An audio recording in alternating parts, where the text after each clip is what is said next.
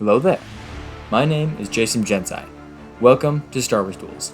In this video, we'll be discussing Kit Fisto versus Quinlan Vos. First, I'll analyze their physical skills. Then, I'll go over their force powers. Then, I'll discuss their tactics and style. Finally, I'll describe a potential duel to the death scenario.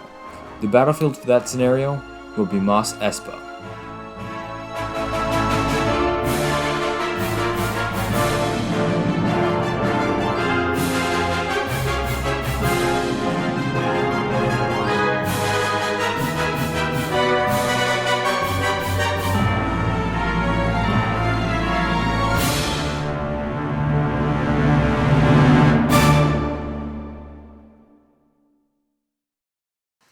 Kit Fisto is a green-skinned Nautilon. Nautilons are amphibious. They can breathe underwater and on land, and they are excellent swimmers. They also have tentacles spreading from the back of their head. These tentacles can sense pheromones, allowing Nautilons to detect the emotional state of those around them. Kit Fisto was one of the few Jedi to survive the Battle of Petranaki Arena. Shortly after the battle, he was in an operation on the planet Hisrich, along with Jedi Master Mace Windu and a few others. One of Fisto's most notable battles was his duel with Grievous. In Season 1, Episode 10 of the Clone Wars, Fisto, his apprentice Nadar Ved, and a bunch of clones chased Newt Gunray to the third moon of Vasek. Dooku used Gunray as bait to lead the Jedi to Grievous's lair, so that he could test whether Grievous was a worthy apprentice, by making him fight the Jedi. The Jedi and their clones ambushed Grievous, and he barely escaped. He went down a hallway and slipped through a hidden door. Then he sent his Rogwart named Gore to finish off the Jedi. Fisto was able to kill the massive beast with a little help from Nadar. Unfortunately, Grievous manages to separate the Jedi and kill Nadar. Before they can escape, Grievous and Fisto have one last battle. Fisto uses his speed, skill, and strength to defeat the proud warrior with ease, before he is forced to retreat by Grievous's Bangam guards who were surrounding him. Kit also participated in the Battle of Mon Cala. Anakin, Ahsoka, and Fisto, along with the clones and the Mon Calamari, protected Prince Lee Char. Later, the Gungans would come to their aid, and at the last moment, the Corran would join them as well. During the battles, Fisto showed off his speed and skill along with his talent for fighting underwater. At one point, Fisto fought Riff Tamsin bare-handed. Tamsin was a Carcharodon, which is a shark-like species. Tamsin is fast enough to keep up with the speeder, he is tough enough to break Transparistio with his face, and he is strong enough to rip Mon Cala to shreds as he swam by.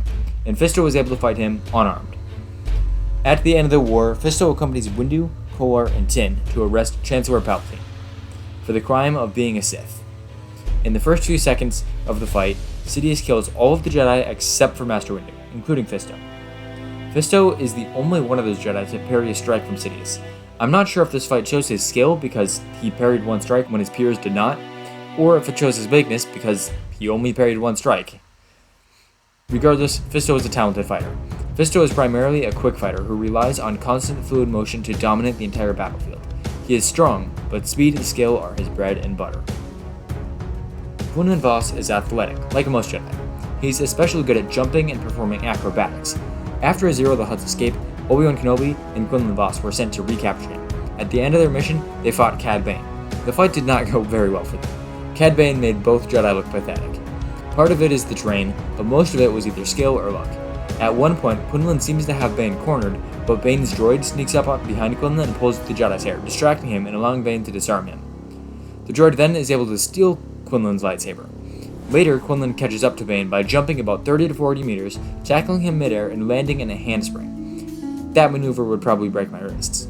Bane used his rocket boots to get some space before unleashing his flamethrower, and Quinlan manages to dodge the flamethrower blasts for a second before Kenobi arrives and Bane retreats. In the book Dark Disciple, Quinlan and Ventress team up to kill Dooku.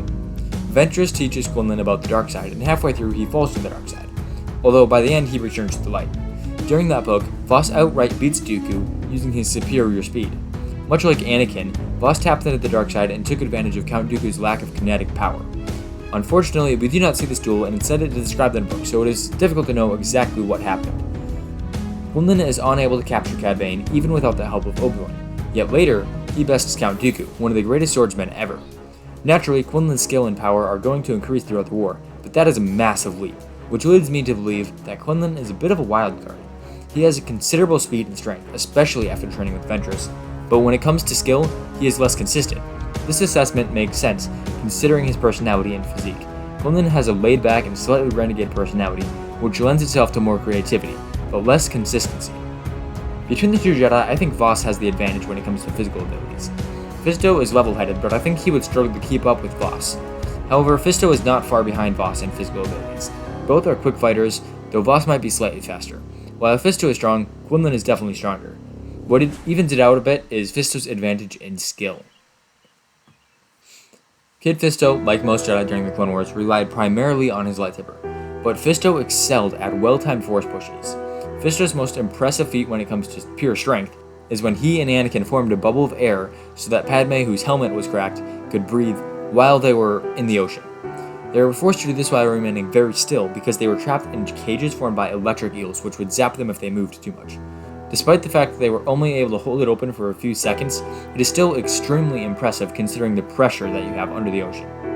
I would also like to point out that not only did they hold water away from Padme's head, but they also somehow managed to bring breathable air to her either by pulling it from the surface, pulling it out of the water, or summoning it out of nothing. Aside from that one instance, which was done outside of a combat situation, Fisto does not utilize his raw power very much. This lines up perfectly with his philosophy, as we see in his visit to Grievous's lair. Fisto values restraint and knows the dangers that come with too much power, those being arrogance, greed, and indulgence. Fisto's uses of the Force are usually only as strong as necessary. After his former apprentice Nadar Veb demolishes a bunch of droids, Fisto reprimands him, saying, "Those who have power should restrain themselves from using it." Later, while participating in a pre-fight banter with General Grievous, he says that power will only consume you. In addition to skill and precision, Fisto uses the Force with speed and fluidity. My favorite Force push-up of his is this one. He launches it as he lands a no-handed cartwheel. That's just awesome. Quinlan Vos uses the Force sparingly. Unlike Fisto, he does not use the Force mid-combat very often. Instead, Vos uses the Force more creatively and with more power. An example is when he lifted Vram, the Pike child, to save him from falling into Mustafar's lava. At the time, he could not reach the child by any other means, so he saved the boy with the Force. Not once did Quinlan use the Force during his fight with Cad Bane, despite being unarmed for half the fight. Instead, he resorted to punching and dodging. Fisto is clearly better when it comes to the Force. Quinlan uses the Force sparingly. I suspect he enjoys the lightsaber more. On the other hand, Fisto seamlessly integrates his Force powers into combat. He may not have powerful Force pushes, but his precision and fluidity is masterful. Now let's discuss their strategies. Fisto battles with restraint and perfect timing. He matches his power to the situation. When he and his clones first ambushed Grievous in his lair, he played a mostly defensive role, but when he was alone against Grievous, he dominated, while still seeming to be holding back a bit. His restraint allows him to feel out his opponent and survive the beginning of a fight. It is perhaps the reason he was able to block a strike from Sidious when both Agan Kohler and CAC Tin failed. Kit Fisto appears to be a practitioner of Form 1 and Form 4. As we see in his duel with Grievous, he is also good with duel wielding. Kit Fisto is excellent at dodging attacks and taking advantage of his opponent's mistakes. He also is able to masterfully control the flow of battle. He is great at controlling where he is, and he is great at feeling the momentum of battle and taking advantage of it. These skills make him great at fighting aggressive foes who try to overwhelm and outflank, or at fighting multiple foes at once. Quinlan Vos is very action-oriented. He prefers lightsaber duels over Force duels, and his excellent jump helps him close the distance with his opponent. He utilizes Form 4, making him aggressive and unpredictable. Vos appears to be somewhere between Qui-Gon Jinn and Ahsoka Tano on the Form 4 spectrum, depending on who and where he is fighting. If he is in close quarters on flat ground against an opponent with blasters, fire blades, or other basic weapons, he will be more direct and grounded, kind of like Qui-Gon. If he is fighting on uneven terrain with cliffs and walls against an opponent with something weird like flamethrowers and rocket launchers, or some unique weapon, he will be more acrobatic and evasive to avoid the attacks rather than taking them on directly. Against Kit Fisto and on Mos Espa, Quinlan would probably use a more grounded approach. Kit Fisto's strategy of restraint would be very effective against Quinlan, in my opinion. Quinlan's aggressiveness and unpredictable style would leave him open to a quick force push or a quick saber strike. The sand would make it difficult to flip and dodge, but if they moved to the top of the roofs, jumps and flips would be vital. Before the duel, tell me who you think would win in the comments. If you enjoyed the analysis, make sure to leave a like on the video and subscribe for more content. Quinlan Vos leapt 20 feet in the air. As he flew toward Fisto, his lightsaber burst to life. Fisto quickly ignited his own lightsaber. Sand shot up from the ground as Quinlan landed on the ground. Fisto jumped back, avoiding Quinlan's powerful strike. He considered a counterattack, but wanted to feel out Quinlan's strategy a bit first. Quinlan's blade flashed through the air as he ferociously attacked Fisto. Fisto calmly backpedaled as he evaded or deflected each attack. Just before he was backed into a wall, Fisto launched a force push, just a small one to knock Quinlan off balance. Then he jumped back and launched himself off the wall. He landed behind Quinlan and began his own series of attacks. With his back to the wall, Quinlan was forced to jump. He landed on top of the roof of the building with a cocky smile. Fisto saw through the smile. Quinlan was scared, not terrified, but he knew Fisto was dangerous. Fisto jumped up and to the side, landing on an adjacent building. Quinlan was already jumping toward him as Fisto landed. Quinlan swung his lightsaber as he landed before swinging his blade around for an uppercut. Fisto sidestepped and brought his blade inside Quinlan's guard, but without hesitation, Quinlan slammed his elbow into Fisto's face. Fisto dropped his lightsaber and stumbled back. Quinlan quickly attacked, but Fisto jumped over him, simultaneously pulling his lightsaber to his waiting hand. He landed in a crouch and swung at Quinlan's legs. Vos leapt over the wide slash, but Fisto launched him back with a quick force push. Quinlan managed to land in a smooth handspring. Fisto dropped to the sand and held his lightsaber in high guard stance.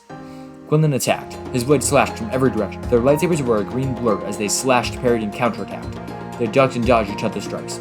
First, Quinlan pushed Fisto back, but before long, Fisto built his own momentum. Suddenly, Quinlan landed a solid kick to Fisto's knee.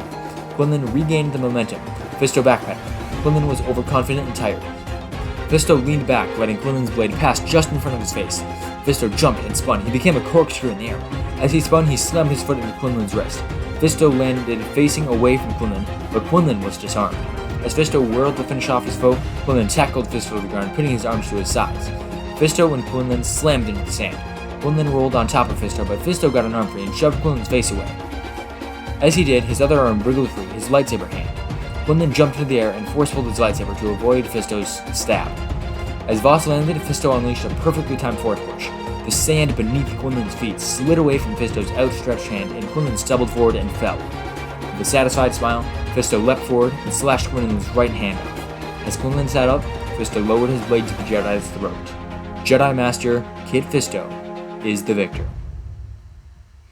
Thank you so much for listening to everything I had to say about Kit Fisto versus Quinlan Vos. I think it's actually a pretty close fight, and Fisto would probably win about 60% of the time.